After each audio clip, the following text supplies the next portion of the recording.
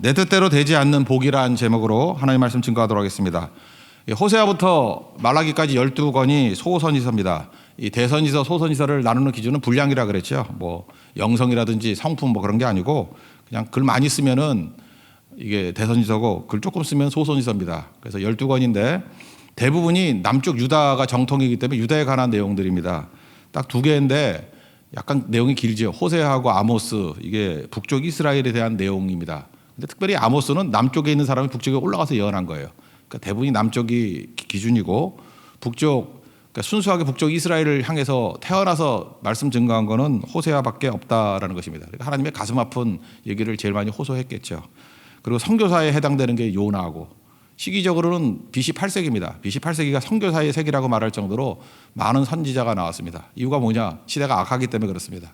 북쪽 이스라엘은 여로보암 2세라 그래서 그 아합 왕가를 무너뜨리고 오므리 왕가라 그러죠. 그 예후죠, 예후 왕가에 5명의 왕이 있었는데 그 중에 여로보암 2세 때 제일 융성했습니다. 번영했고 나라적으로는 최고로 잘 살게 된 나라였다는 것입니다. 그래서 그때에 예언했던 내용들입니다. 그래서 1절 같은 데 보면은 지금 북쪽 이스라엘을 얘기하고 있는데 남쪽 유다의 왕들 이름 쭉 얘기하겠죠. 뭐 누구누구 나오고 히스기야까지다. 정통이라 뜻이에요. 남쪽이 예배가 있기 때문에. 그리고 거기에 해당되는 게 북쪽이다. 여로보암 2세. 그죠? 이게 BC 8세기 때 겉으로는 되게 융성했을 때 하나님께서 호세아를 통해서 말씀을 주신 것이다. 이런 말씀입니다. 오늘 전반적인 메시지 내용은 그냥 다 뒤집힌다는 거예요. 겉으로 보이는 것과 실제가 다르다. 그런 거죠. 여로보암 2세 때는 국가적인 영토도 광개토 대왕같이 솔로몬 시대 때 영토를 다 확보했습니다. 그리고 그 당시에 그 전략 요충지 같은 데를 점령해가지고 무역의 이익도 되게 많았습니다. 그래서 돈도 많이 벌고, 그러니까 부국 강병 그런 시대죠.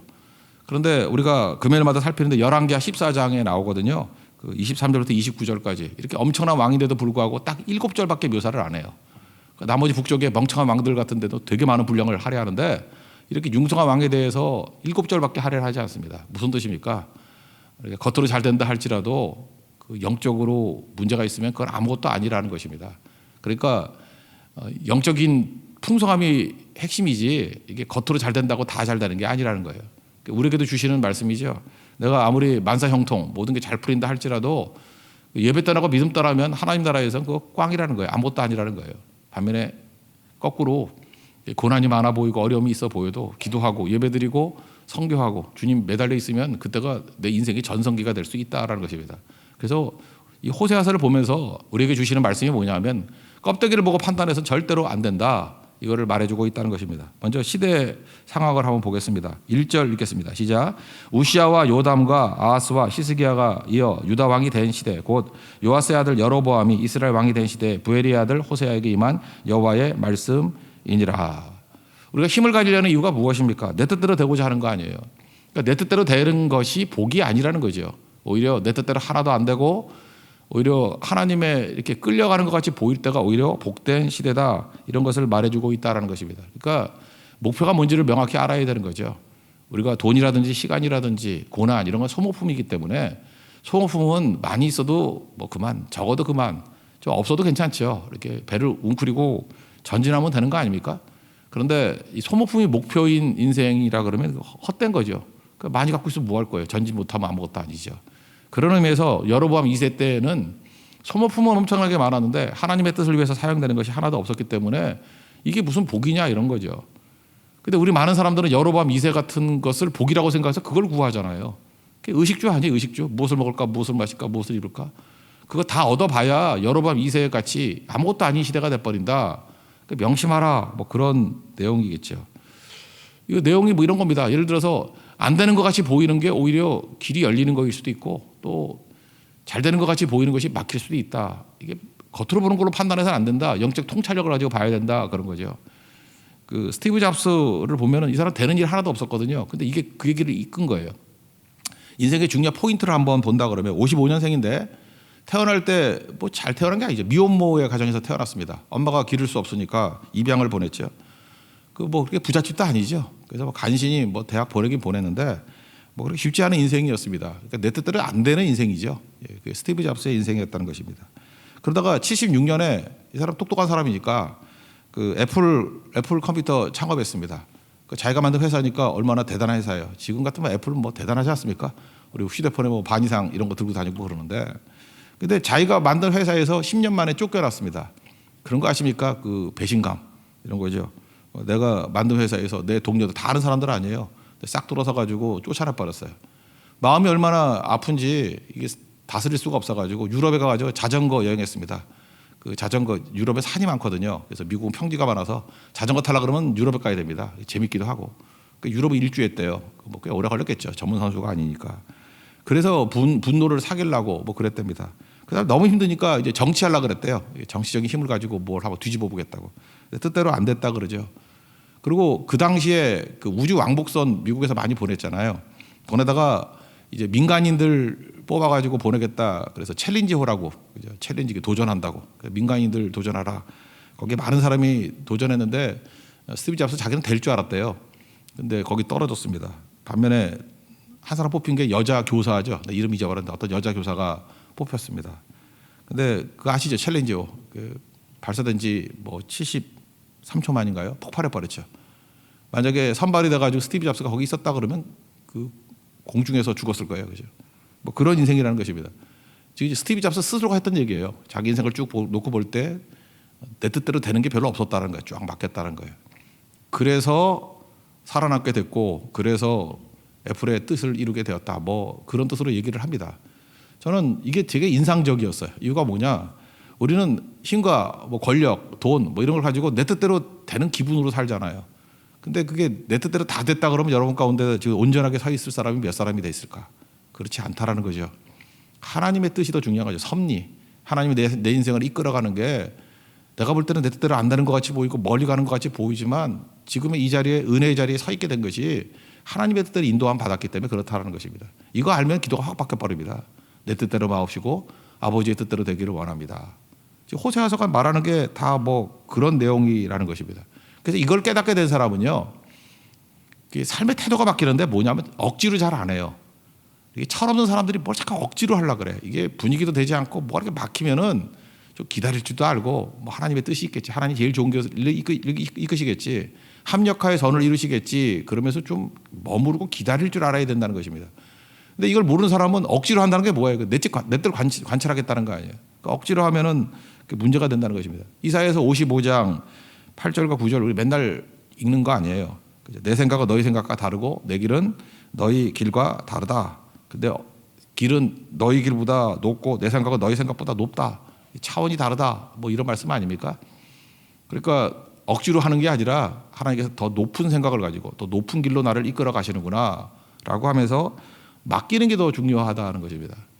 뭐 이런 거 뭐 없을까 한번 찾아보니까 사실 우리 크리스찬하고는 별 관계가 없는데 갑자기 지난번 성찬식을 했을 때 왜 이렇게 술이 독해요? 뭐 이런 사람이 있더라고요. 그래서 좀 좋은 거 없을까 하고 이렇게 찾아보다가 우연찮게 발견한 게 있어요. 와인 중에서 귀부 와인이라는 게 있더라고요. 귀부 와인. 귀할 귀자에 부패할 때 썩을 부자. 그러니까 귀하게 썩었다 뭐 이런 뜻이에요. 한자죠. 귀부 와인. 이건 뭐냐 하면은 그 와인을 포도를 만들 때 포도가요.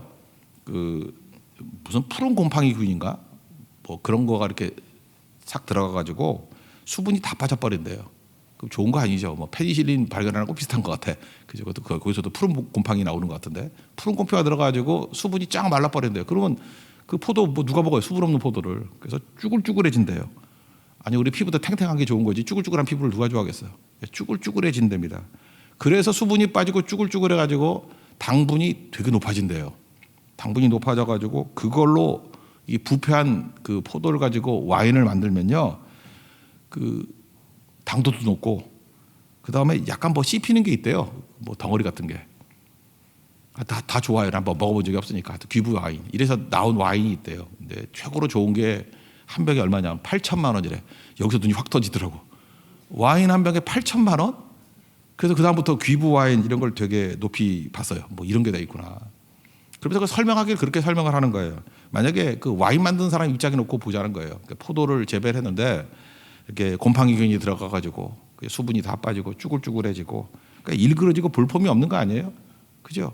그런 거가 되면은 이게 망했다 그렇게 생각할 거 아닙니까? 이게 실패다. 근데 그걸 가지고 만든 와인이 최고가 되더라는 거예요. 최고가. 저는 그런 생각을 해봤습니다. 뭐 우리 크리스찬이 뭐 와인 먹을 일은 별로 많이 없겠지만 이 귀부 와인 같은 게 우리 인생이 될 수도 있다라는 거 아니야? 이거 또 반대 아닙니까? 쭈그러지고 볼퍼먹고 이게 무너진 것 같이 보이는데 거기서 작품이 나오는 거 아니에요? 고린도후서 12장에 사도 바울이 다 그런 거 아닙니까? 약할 때 강한 된다고. 그래서 제가 여로보암 2세 이때 시대를 보니까 이게 복이 아니에요. 뭐 만사형통 다 잘 된다고 복이 아니라 오히려 이렇게 귀부 와인 같이 쭈그러지고 깨지고 무너지고 볼품 없어지고 그래서 진국이 나오잖아요. 바울이 그런 케이스 아닙니까? 거기서 능력이 나오는 거 아니에요. 우리 성도들도 영적인 귀부 와인 되는 그런 축복이 임하게 해달라 이런 기도를 했어요. 제가 그 어떤 내용을 보니까 그 헬라어로요 뜻이라고 말하는 거 제가 헬라어 뜻은 알고 있었어요. 그게 이제 텔레마 텔레라는 게 목표란 텔라소 그러면 그게 목표란 뜻이거든요. 이게 목적 그죠? 근데 텔로마 그러면 목적 뜻이 뜻 하나님의 뜻인데 이거는 반드시 이루어지는 거예요. 하나님의 뜻은 반드시 이루어져 텔로마. 근데 그거 반대되는 단어 우리 성경에서 잘 안 쓰는 말인데 블레마라는 단어가 있더라고요. 텔레마라는 단어가 있고 블레마라는 단어가 있더라고. 이건 내 뜻이에요, 내 뜻. 될 수도 있고 안 될 수도 있고 뭐 이런 거. 내 뜻이죠. 그래서 이게 참 좋은 대비되는 단어가 있더라고. 블레마 그러면 내 뜻대로 사는 거야. 될 수도 있고 안 될 수도 있고. 이렇게 되면은 인생이 업앤다운이 끝없다는 거예요. 갈등이 끝없다는 거예요. 근데 어느 순간인가 내 뜻을 다 죽여버리고 그냥 하나님께 온전히 맡겨버리는 거예요. 그 시편 55편에 나오잖아요. 22절인가? 온전하게 너 인생을 맡기라고. 그러면 주님께서 맡아주시고 의인의 요동함을 허락지 않는다고. 하나님께 맡기면요. 하나님께서 우리를 의인이기 때문에 요동치 않는 인생을 산다는 거예요. 그러니까 요동하는 인생은 뭐예요? 블레마 내 뜻대로 살면 맨날 됐다 안 됐다 했다 안 됐다 그런 인생을 살아가는데 텔레마의 인생 그러니까 하나님의 뜻이 이루어지는 인생을 살려고 그러면 온전히 맡겨버리고 그러면 요동치 않는 인생 의인의 요동함을 허락지 않는데요. 그게 하나님 백성들이 살아가는 길이라는 것입니다. 그래서 오늘 여러분 2세 때 보여주는 게 뭐냐면 너는 힘이 있다고 네 뜻대로 살아가지. 그게 잘 되는 게 아니야. 그게 핵심이에요. 그러니까 하나님께 맡기고 텔레마의 인생 하나님의 뜻에 의해서 이끌어가는 인생 그러니까 맡기는 인생이죠. 그게 제일 중요하다. 이게 호세아서 전체 흐르는 가장 중요한 말씀이라는 것입니다. 그래서 나오는 게 뭐냐면 하나님의 뜻을 이루는 힘이 뭐냐면 하나님의 사랑이에요. 그 사랑이 뭐냐? 격렬한 사랑이다. 이렇게 묘사할 수 있다는 것입니다. 사랑 그러면 로맨틱하게 생각하죠. 뭐 눈 쳐다보면서 깜빡깜빡하고 뭐 가슴이 뜨거워지고 이런 건데 하나님의 사랑 그럴 때 로맨틱으로 이해하면 안 되고 격렬한 사랑. 격렬한 사랑이 뭐냐 하면은 그 안에 하나님의 의지가 막 들어가 있는 거예요. 의지가 들어가서 그냥 이렇게 느낌만 있는 게 아니라 그 속에 막 개입을 하는 겁니다. 개입을 해가지고 막 들어가는 거예요. 그 흙탕물에 들어가는 거예요. 그래서 건져내고 이런 사랑이죠. 그러니까 행동이 포함된 사랑 그런 게 하나님의 사랑, 격렬한 사랑이다 이렇게 말할 수 있다는 것입니다. 그 호세아라는 이름 자체가 예수님하고 이름 똑같은 거 알죠? 여호수아, 예수, 호세아 다 하나님은 구원이시라 똑같은 거예요. 다 어원이 똑같은 거고 그 발음마다 틀린 거예요. 똑같은 이름이에요. 그래서 호세아가 예수님이에요. 예수님 이름은 똑같아요. 여호수아 다 똑같은 이름이라는 것입니다. 그러니까 하나님이 구원이시다. 그러니까 너무 사랑해가지고 어떤 모습으로 나타나느냐? 분노로 나타나요. 그러니까 분노와 사랑이 사실 같은 거라고요. 사랑하지 않으면 누가 분노하겠습니까? 그래서 너무너무 분노해서 하나님의 마음을 알려주고 싶은 거예요. 하나님 백성들에게. 그래서 호세아 선지자가 하나님이라고 본 거예요. 하나님의 마음을 한번 느껴봐라. 그래서 음란한 여자에게 가서 음란한 자식을 낳아라. 이게 사실은 그 율법도 어기는 거거든요. 레위기 21장 7절을 보니까 그 제사장들은 부정한 창녀나 이혼 당한 여자를 취하지 말지니 이는 그가 여호와 하나님께 거룩함이니라. 그러니까 제사장이 아무나 결혼할 수 없는 그런 조건인데 여기 보세요. 부정한 창녀하고 결혼하라. 이게 말이 안 되는 거죠. 그런데도 이렇게 가게 만드는 거예요. 왜 하나님께서 이스라엘 백성들을 볼 때 음란한 여자로 본다는 거예요. 창녀로 본다는 거예요. 근데 내가 너를 잊지 못하는 거 어떡하겠니? 이런 거죠. 우리가 볼 때 말이 안 되죠. 왜 저런 자를 사랑해? 근데 나는 너를 잊지 못하겠어. 그러니까 이스라엘 백성이 지금 그 음란한 여인이라는 거예요. 그 여자 이름이 고멜인데 이것도 이름이 재밌네. 이름이 끝장이라는 뜻이에요. 끝장. 그러니까 고멜 그러면 끝장녀야. 끝장녀. 끝장 그러니까 그 생각 나네. 뭐 옛날에 농담으로 그런 거 있었잖아요. 뭐 10대부터 이렇게 쭉 올라가면서 뭐 여자들이 화장을 하면 뭐 처음에는 단장, 변장, 위장, 포장, 환장, 막장, 제일 마지막에 그게 끝장이에요. 끝장. 그래서 우리 어머니한테 화장하지 말라 그러는데 끝장이라고 이제 그렇게 얘기를 했었는데 농담이잖아요. 근데 여기서 생각나는 게 고멜이에요. 고멜 이름 뜻 기억을 하고 고멜이라는 이름 뜻이 뭐냐면 끝장이에요. 끝장. 끝이라는 뜻이에요. 끝. 그러니까 사실은 호세아도 결혼하는 게 쉽지 않았지만 고멜한테도 그러겠죠. 이렇게 막 가는 여자한테 지금식으로 얘기하면은 무슨 뭐 목사하고 결혼하라 그런 거 아니에요, 그죠? 이렇게 뭐 선지자하고 결혼하라 그런 거 아니에요? 그런데 고멜은 진짜 끝장 보는 여자예요. 뭐 선지자는 남자가 아니야, 그러고 결혼했을 거라고. 그게 말이 안 되는 거죠, 그죠? 뭐 이런 결혼을 통해서 하나님께서 얼마나 가슴 아파하고 또 나갔다 들어왔다 나갔다 그러잖아요. 이 속 터지는 상황. 이게 하나님의 마음이다. 그래서 호세아 선지자를 통해서 하나님의 마음이 어떤 것인지 우리가 잘 이해를 못하니까 우리 인간들은 알잖아요. 이런 상황에서 이걸 어떻게 살아? 읽기만 해도 막 속이 답답하잖아. 이게 하나님의 마음이다. 이렇게 설명하고 있다라는 것입니다. 그래서 자녀 셋을 낳는데 아들 낳고 딸 낳고 아들 낳고 그렇게 아들, 딸, 아들 이게 세 명을 낳는데 이름을 짓거든요. 이스라엘, 로루하마, 로암미. 그 이름이 다 가슴 아픈 얘기예요. 하나님의 심정을 보여주고 있는 것입니다. 그냥 말해도 되는데 자식을 낳으면서 아픔을 체험하라는 거예요. 체험. 내 마음이 이렇다라고 하는 것이 하나님의 메시지라고. 그래서 아들 이름, 딸 이름, 아들 이름 자체가 메시지가 되더라는 것입니다.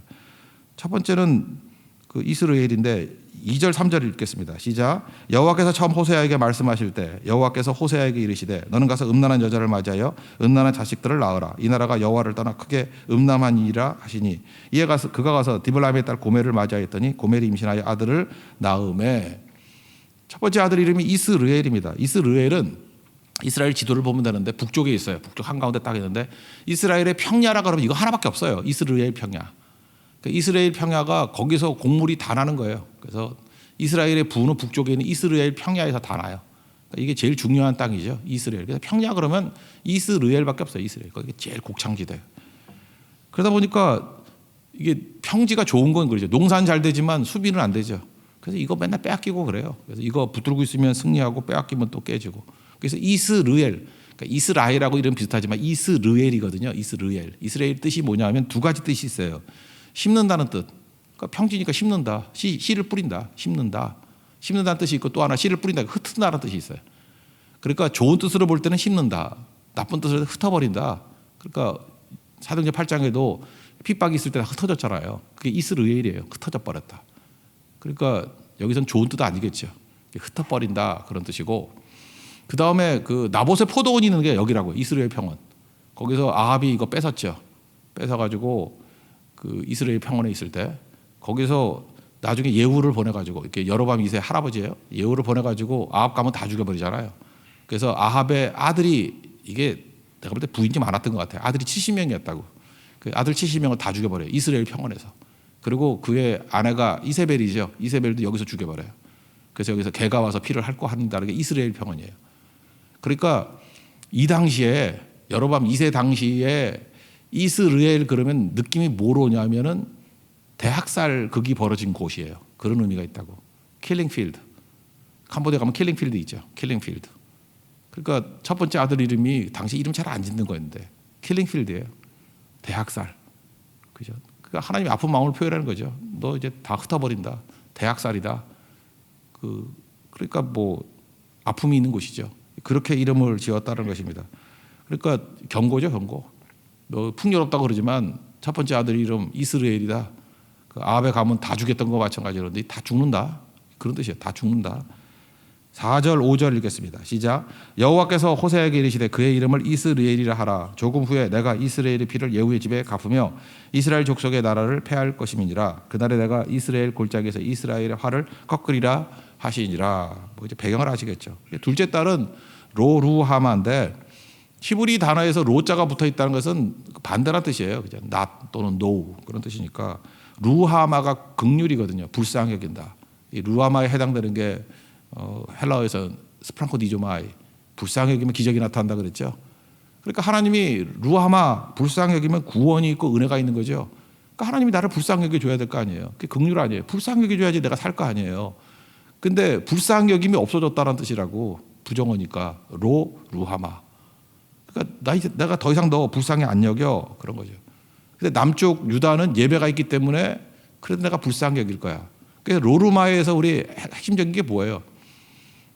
우리가 뭐 잘나고 못나고 하는 것이 문제가 아니라 하나님께서 불쌍히 여기면 무조건 사는 거예요. 그래서 우리 기도가 뭐가 돼야 돼요? 하나님 내게 긍휼을 베풀어 주십시오. 또 하나가 뭐예요? 불쌍히 여겨주세요. 불쌍히. 주님이 불쌍히 루하마 하면은 산다니까요. 근데 로루하마 그러면 끝나는 거라고. 불쌍히 여겨주세요. 남쪽은 불쌍히 여겨주는데 니네는 돈 있다고 니 뜻대로 다 한다고 난리치니까 나 더 이상 불쌍히 여기지 않을 거야. 로루하마. 이게 메시지죠. 딸 이름인데 로루하마 이런 거죠. 그러니까 우리 뭐 여자분들 우리 한국에도 그런 거 많이 있잖아요. 불쌍히 여긴다. 그래서 나오는 게 은혜니까. 뭐 은혜라는 이름 되게 많이 있잖아. 은혜. 긍휼은 또 이름 잘 안 짓대. 그죠? 어쨌든 간에 이게 불쌍히 여긴다라는 뜻 이게 되게 중요한 거라고요. 그럼 우리가 살게 된다라는 것입니다.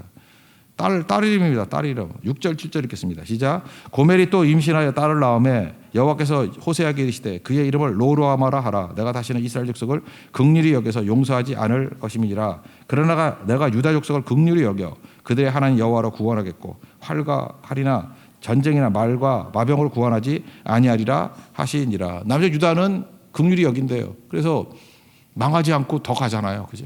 히스기야 이후에 쭉 가잖아요. 그래서 나중에 요시야도 나오고 20대까지 가게 된다라는 것입니다.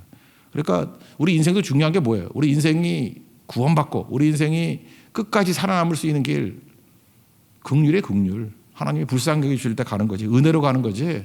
내 힘으로 가는 게 아니라 그러잖아요. 남쪽 유다 보세요. 활이나 칼이나 전쟁이나 말과 마병으로 구원하는 게 아니고 뭐로 구원한다는 얘기예요. 이거 싹 지워놓고 뭐로 구원해요? 은혜로 구원한다는 거예요. 은혜로. 긍휼로 구원하는 거지. 말로 활이나 칼이나 전쟁, 마병 뭐 말로 구원하는 게 아니다. 우리 인생도 돈으로 힘으로 구원하는 게 아니라 하나님의 은혜로 긍휼로 구원받는다. 그래서 우리 인생도 루하마가 되죠. 루하마. 그다음에 세 번째 아들 이건 되게 쉽네. 암미는 마이 피플이라는 뜻이거든요. 암미 나의 백성이라는 뜻이니까. 로암미 내 백성이 아니다 그런 뜻이죠. 너는 내 아들 아니야 뭐 이런 거죠. 사실 아버지가 아플 때 그런 거 아니에요? 요즘엔 안 그러나 뭐 막 자녀가 싸우다 그러면 나가 너 내 아들 아니야 뭐 내 딸 아니야 뭐 이렇게 말 안 하나? 우리 시대 때 많이 들었는데 나가. 우리 밑에 집 수영이네 맨날 그랬어. 나가 내 아들 아니야. 그 아버지 맨날 그랬어. 나가 내 아버지 아니야. 그러다가 내 친구 수영이가 그래요 나갈게요. 그러다가 돼지가 맞았지. 예. 중요한 게 그거죠. 나가라 그런다고 나가는 게 아니지. 그 아버지 마음을 알아야지. 나가라는 건 나가지 말란 뜻이고 내 아들 아니야 그 얘기는 뭐예요? 저한테 그런 말을 한 적 한 번도 없어요. 똑같이 놀았는데도 자기 아들한테만 내 아들 아니래. 나는 이미 내 아들 아니니까. 그죠? 그러니까 무슨 얘기입니까? 내 아들이란 뜻이죠. 내 아들 아니야가. 그러니까 이게 부정어가 그 반대 얘기예요. 내 백성 아니라는 게 내 백성이라는 뜻이고 긍휼히 여기지 않는다는 게 긍휼히 여긴다는 뜻이고.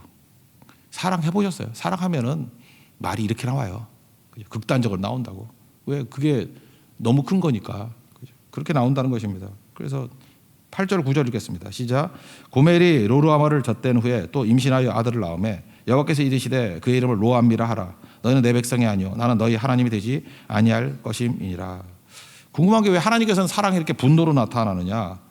이게 격렬한 사랑이기 때문에 그렇습니다. 이렇게 관념적인 사랑이라 그러면 뭐 사랑해, 뭐 좋아해, 뭐 이렇게 단어들 나열할 수 있죠. 여러분 말이 멋있다고 진짜 사랑 아니에요. 제가 이렇게 잘 보니까요. 그 진짜 사랑할 때에는 분노심이 있더라고. 분노심이. 그래서요. 그 참 묘한 게 뭐냐면 이렇게 부부 관계도 이렇게 안 좋은 집안들 있지 않습니까? 근데 여기도 지금 내 눈에 몇 가지 보이는데 막 난리를 쳐요. 근데 부부 싸우는데 왜 목사한테 전화를 걸어서 왜 그러지? 나한테 화해를 시켜달라 그러나? 그러니까 너무 화가 나서 그런 거지. 나도 그것도 격렬한 사랑이라 생각해. 그래서 막 얘기하면서 막 그렇게 말하는 경우도 있어요. 내가 누군지 얘기는 안 하는데. 그래서 저는 걱정이 되죠. 저렇게 싸우니 저 어떻게 사나. 그리고 셋째 임신하던데 나 미치겠어 진짜. 무슨 뜻인지 몰라요. 막 죽인다 그러고 애만 잘라. 근데 반면에 어떤 가정은요. 조용해요. 아무래도 우리 참 힘든 것 같아요. 막 그래요. 차분해요 너무. 분노 감정이 별로 없어. 진짜 끝까지 가던데 헤어지는 걸로. 그래서 저 그런 생각이 들어요. 이제는 좀 알겠어. 저는 맨날 청년 목회만 하다가 이렇게 가정 이쪽을 잘 몰랐었는데 격렬한 분노가 있는 게 오히려 안전하더라고. 아무 감정도 없고 너무 차분해가지고 침착하게 그저 이렇게 먹을 거 다 먹어가면서 얘기하는 사람들은 끝까지 가더라는 거예요. 하나님의 사랑 마음 아시겠어요? 하나님이 지금 분노하고 있는 격렬한 거예요. 이거 진짜 사랑이거든. 버릴 수 없다라는 거예요. 너무너무 뜨겁게 사랑한다는 거죠. 그래서 우리 그 뇌 쪽에도 뇌하수체라 그러죠. 그 호르몬 나오는데 거기 보면은 그 어떤 그 뭐 의사분이 그 신경과 의사가 써놓은 글이 있는데 분노 신경하고 사랑 신경이 바로 이웃이래요. 딱 붙어 있대. 그래서 분노가 사랑이고 사랑이 분노래. 이게 거의 뇌하수체에서 호르몬 그 분비가 되는 게 거의 가까이 거의 붙어 있는 자리래. 같은 자리래요. 그래서 여러분들 하나님을 믿을 때도 어떤 때는 이게 뜨거운 사랑이 나올 때 그 하나님의 사랑이 어떤 공격을 받거나 막 이럴 때 이게 분노로 나온다고. 다윗이 그랬죠. 하나님 너무너무 사랑하잖아. 근데 골리앗이 와가지고 하나님 모욕하고 하니까 네가 뭔데 내 사랑하는 하나님을 그럴 수 있냐. 그러면서 나머지 다 가만히 있는데 혼자만 열받아 하잖아요. 사랑도 뜨겁고 분노도 뜨겁고.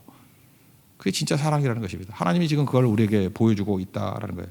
너무 사랑하기 때문에 이게 고통으로 느껴진다는 거예요. 고통으로. 하나님의 사랑은 기계적인 사랑 그런 거 아니고 아픔을 실제로 느낀다라는 것입니다. 막 느낀다. 저희 외갓집이 이북 사람이거든요. 북한에서 이렇게 내려오신 분들인데. 근데 지금도 이게 할아버지 이제 생각이 나요. 할아버지 생각나는데 그 딸이 8명이고 아들이 4명이에요.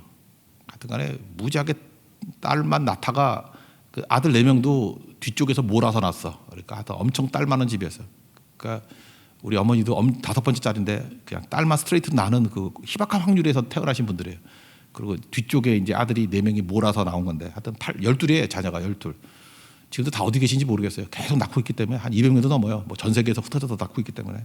그래서 우리 가족도 잘 모르겠는데 근데 우리 할아버지가 보면 옛날 분이기 때문에 아들을 훨씬 좋아했던 것 같아요.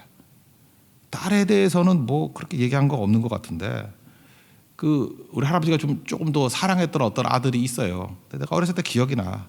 가면은 이게 이북 사람들 목소리 크잖아요. 평안도 사람인데 나가가지고 그렇게 아들 욕을 하는 거야. 저놈이 하라는 공부는 안 하고 뭐 놀기만 하고 먼짓하고 동네 사람 다 듣게. 그때 우리 삼촌이 항상 힘들었던 게 뭐냐 하면 부끄러워 죽겠다고 집에서 얘기하지 왜 나가가지고 동네 방네 저 떠들고 다니냐고. 근데 그게 보니까 사랑이에요. 사랑. 제가 우리 할아버지 때문에 내가 호세 와서 이해하기 너무 편하더라고. 하나님이 지금 그런 거예요. 막 동네 사람 다 모아놓고 이 이스라엘 이놈들 왜 이래 이거 진짜 와가지고 킬링필드로 보내버릴 거야.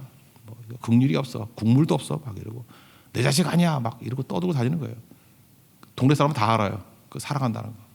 우리 할아버지는 딸들 놓고 이렇게 말한 적 한 번도 없어. 우리 어머니 항상 예쁘다 그래.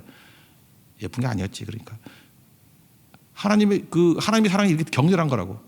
옛날에 그 남아선호상이 있었잖아요. 그때 그 어르신들의 그 모습 본심이 다 드러나더라고.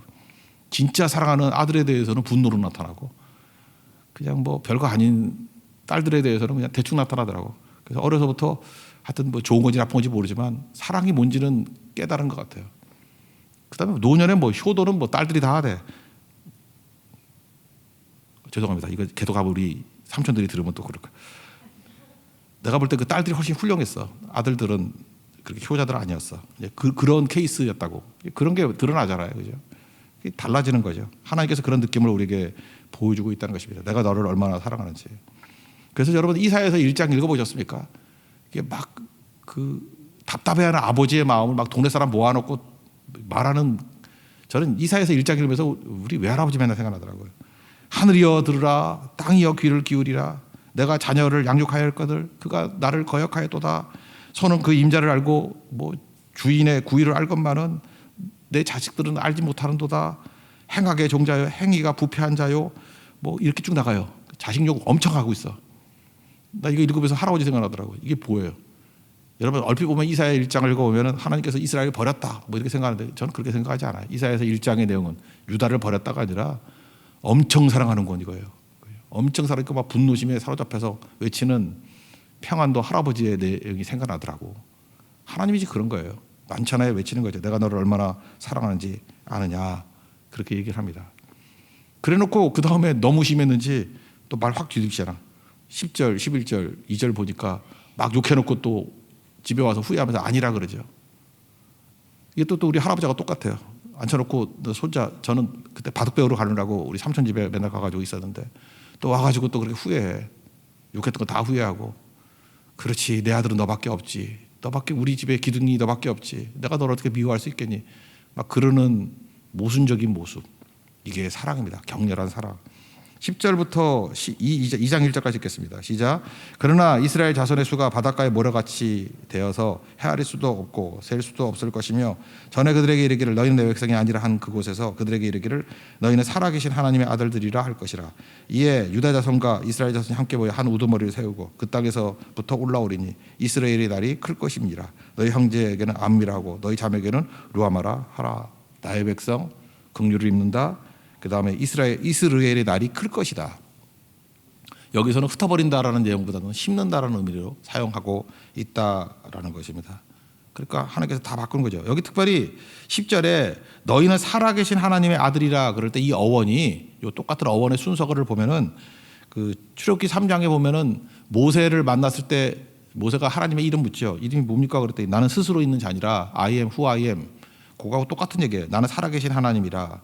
그러니까 이걸 이렇게 생각한다 그러면 호세아서 요 내용을 어떻게 설명할 수 있냐면은 나는 하나님임을 중단할 수 없다 이렇게 해석할 수 있대요. 그러니까 똑같은 어원이에요. 나는 스스로 있는 자다. 나는 살아계신 하나님이다. 나는 너의 하나님임을 중단할 수 없다. 아버지니까 뭐예요? 나는 너의 아버지임을 중단할 수 없다. 난 네 아버지야. 내가 어떻게 아버지 됨을 바꿀 수 있겠니? 그게 하나님의 마음이라는 것입니다. 그래서 여러분 사랑을 해도 뜨겁게 하십시오. 뜨겁게 하는 건 내가 들어가는 거예요. 물 담그는 거예요. 그냥 관념이 아니라 진짜 뜨거운 사랑. 이게 서울혼인데 이제 하나님의 뜨거운 사랑이 호세아서에 쭉 나옵니다. 그 사랑의 관계가 확인이 되면 그다음부터 능력 있게 된다라는 것입니다. 가끔마다 그러는 거 있습니다. 그 하나님 앞에서 사랑이 뭔지를 모르는 사람이 있어요. 떳떳해지려고 그래요. 자꾸만 떳떳하게. 그래서 지금은 내가 교회 못 간대. 왜냐하면 내가 이렇게 성공해가지고 떳떳한 마음으로 하나님 앞에 간대요. 그럼 죽어도 못 옵니다. 사랑은 뭔지 알아요? 초라한 모습 그대로 가는 거예요. 탕자같이 가서 안겨버리는 거지. 우리 아버지가 워낙 크신 분이기 때문에 그래요. 우리에게 돌아갈 집이 있습니다. 사랑하시는 아버지가 계십니다. 돌아오면요 이스라엘 이게 이제 흩어버린 것을 심는다. 크게 만드시다는 뜻도 있거든요. 풍성해진다. 그 이스라엘의 두 가지 뜻 중에서 좋은 뜻으로 하나님께서 일하신다 그렇게 나오는 거고, 그다음에 긍휼 불쌍히 계실 것이고 내 백성이라고 그러고 안아주시는 아버지가 계신다는 거예요. 그래서 오늘 전체적인 핵심이 뭐예요? 버린 것 같은 게 이게 사실은 우리를 건지는 거고 잘 되는 것 같은 게 무너지는 거라는 거예요. 영적 분별력입니다. 겉의 모양이 아니라 우리 하나님의 사랑을 깊이 알아서 사랑하기 때문에 우리를 건져주시는 거고 사랑하기 때문에 우리를 치시는 거예요. 그 마음이 잃지 않는다 그러면 넘어지지 않는 하나님의 거룩한 백성이 될 것입니다. 자리에서 일어나겠습니다. 내용은 안전합니다. 전하겠습니다. 아버지가 계시기 때문입니다.